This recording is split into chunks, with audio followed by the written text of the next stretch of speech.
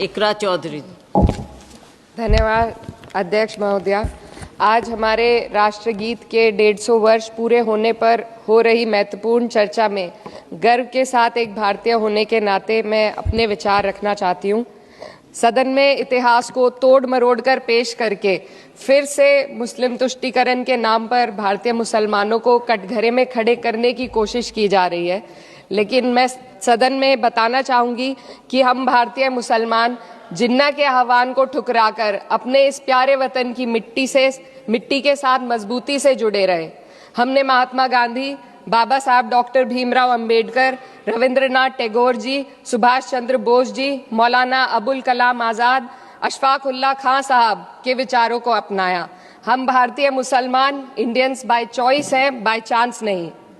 वंदे मातरम के किन छंदों को राष्ट्रीय गीत के तौर पर अपनाया जाए, यह फैसला सर रविंद्रनाथ टैगोर और सुभाष चंद्र बोस जी जैसे नेताओं के परामर्श के बाद हुआ।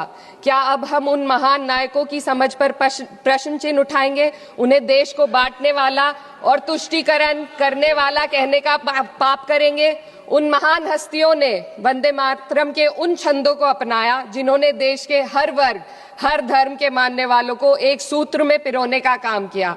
और मैं एक घटना आप लोगों के सामने रखना चाहती हूँ। वर्ष 1998 में उत्तर प्रदेश सरकार के मंत्री रविंदर शुक्ला जी ने स्कूलों में राष्ट्रगीत को गाना अनिवार्य कर दिया था। लेकिन तब के तत्कालीन प्रधानमंत्री अटल बिहारी वाजपेयी जी ने, जो उस समय लखनऊ के दौरे पर थे, उत्तर प्रदेश सरकार के इस फैसले पर नाराजगी जताई और यूपी सरकार ने राष्ट्रगीत को अनिवार्य करने वाले मंत्री को बर्खास्त कर दिया था। अब मैं सत्ता पक्ष से सवाल करना चाहूंगी।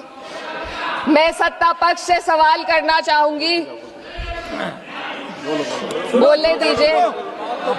मैं सत्ता पक्ष से सवाल करना चाहूंगी कि जो विजन आजादी के समय के लोगों का था राष्ट्रगीत को स्वेच्छा पर छोड़ने का, उसी का अनुसरण माननीय अटल बिहारी वाजपेयी जी ने किया, तो क्या वह भी मुस्लिम तुष्टीकरण कर रहे थे? जी नहीं, अटल बिहारी वाजपेयी जी राजधर्म निभा रहे थे। देश में सब धर्मों को एक साथ लाना, सबके जज्बात का एहसास करना ही सबसे बड़ा राष्ट्रवाद है। माननीय अध्यक्ष महोदया, आज हमें वंदे मातरम के असली भाव को समझना जरूरी है।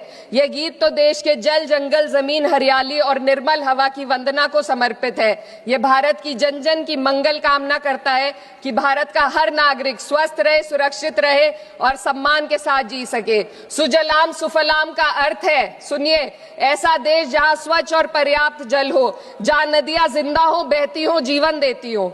अध्यक्ष महोदय, लेकिन अब जरा यमुना का हाल देखिए। दिल्ली प्रदूषण नियंत्रण समिति की 2025 की रिपोर्ट बताती है कि यमुना के कई हिस्सों में बीओडी स्तर 127 mg पर लीटर है तक पहुंच चुका है, जबकि किसी जीवित नदी के लिए ये 3 mg पर लीटर से कम होना चाहिए।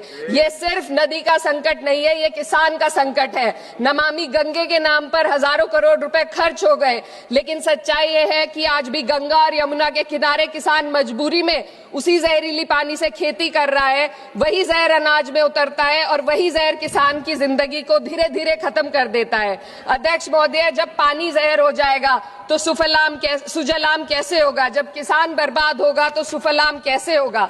मलयज शीतलम, मलय का अर्थ है मलय पर्वत से बहने वाली ठंडी, सुगंधित, चंदन जैसी हवा जो जीवन देती है, बीमारी नहीं। आज मैं इस सदन से पूछना चाहती हूँ, क्या आज के भारत की हवा मलयज शीतलम है? नहीं अध्यक्ष जी, बस संसद से बाहर कदम रखिए, एक गहरी सांस लीजिए। ये चंदन की महक नहीं, ये जहर है जो आपके हमारे फेफड़ों में उतर रहा है।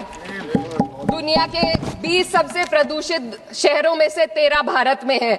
दिल्ली की हवा में सांस लेना मानो रोज 20 सिगरेट पीने जैसा हो। भारत हर साल सर्दियों में जहरीली हवा के प्रकोप में घिर जाता है। AQI गंभीर स्तर पर आ जाता है। ठंडी हवा का सपना अब गैस चेंबर की हकीकत बन चुका है। हम वो देश हैं जहां सरकार प्रकृति पर बने गीत का मान मर्दन तो करती है, पर उसी प्रकृति, जंगल, हवा, पेड़ को बचाने वाले कानूनों को धीरे धीरे खुद ही खत्म कर रही है। ये है आज के हमारे मलयज शीतलम की अफसोसजनक सच्चाई। अगर हम हवा को साफ नहीं कर पाए तो न सुजलाम बचेगा न सुफलाम बचेगा। माननीय अध्यक्ष महोदया, सस्य श्यामलम का अर्थ है ऐसा देश जहां उपजाऊ जमीन हो, जहां खेत फसल से भरे हो और किसान कर्ज और निराशा में न डूबा हो। आज किसान सिर्फ मौसम से नहीं लड़ रहा, वह प्रदूषण, नीतियों की बेरुखी और सिस्टम की नाइंसाफी से लड़ रहा है। एक तरफ कॉर्पोरेट के लोन माफ होते हैं, दूसरी तरफ किसान को उसकी वाजिब एमएसपी भी नहीं मिल पाती है। आप ग्लोबल सुपर पावर बनने की बात करते हैं, लेकिन हमारी पर कैपिटा इनकम दुनिया में 136वें नंबर पर है। हम अपने छोटे पड़ोसी देश से भी पीछे हैं। हमारे लोग $2,500 तक भी नहीं कमा पा रहे एक साल में, और जिन अरबपतियों की ये रक्षा करते हैं वो इतना पैसा एक सेकंड में कमा लेते हैं। आज वंदे मातरम को बुनियाद बनाकर राजनीति की जा रही है, लेकिन जमीन पर जंगल पूंजीपतियों को सौंपी जा रही है। आदिवासियों को उनके घरों से उजाड़ा जा रहा है। मातरम में जो मात्रा माता है वह सिर्फ मातृभूमि की वंदना नहीं, वे इस धरती की हर नारी, वे इस देश की हर बेटी, हर महिला के सम्मान की बात भी करता है। लेकिन आंकड़े अगर आप देखेंगे, एनसीआरबी की हाल की रिपोर्ट के अनुसार, मैम जसवंत के अनुसार देश में हर वर्ष लगभग 30,000 से अधिक बलात्कार हो रहे हैं। यानी एक दिन में 80 से अधिक महिलाएं यौन हिंसा का शिकार होती है, और ये सिर्फ दर्ज मामले हैं। जब जम्मू कश्मीर की एक बच्ची हिंसक अत्याचार का शिकार होती है, जब सत्ता से जुड़े लोगों पर आरोप लगते हैं और कार्रवाई वर्षों लटक जाती है, जब उन्नाव की पीड़िता लखनऊ के दरबार में इंसाफ को लेकर अपनी जान देने पर आमादा होती है, जब बिल्किस बानो के अपराधियों का सरकार के लोग द्वारा स्वागत किया जाता है, तो ये घटनाएं वंदे मातरम की आत्मा पर चोट पहुंचाती है। मैं अध्यक्ष महोदया बस यही कहना चाहती हूँ अपनी बात को अंत में रखते हुए कि वंदे मातरम सिर्फ अतीत की ललकार नहीं, ये वर्तमान की जिम्मेदारी है। ये आत्म मंथन की घड़ी है। यही समय है कि हम वंदे मातरम को सिर्फ नारा नहीं, नीति और जिम्मेदारी बनाएं। और अपने जज्बात को मैं आलमा इकबाल साहब के तराना हिंद के साथ इस सदन में रखना चाहती हूँ कि सारे जहां से अच्छा हिंदुस्तान हमारा, हम बुलबुले हैं इसके, ये गुलसिता हमारा, मजहब नहीं सिखाता आपस में बैर रखना, हिंदी है हम, वतन है हिंदुस्तान हमारा। श्रीमती लवली आनंद, श्रीमती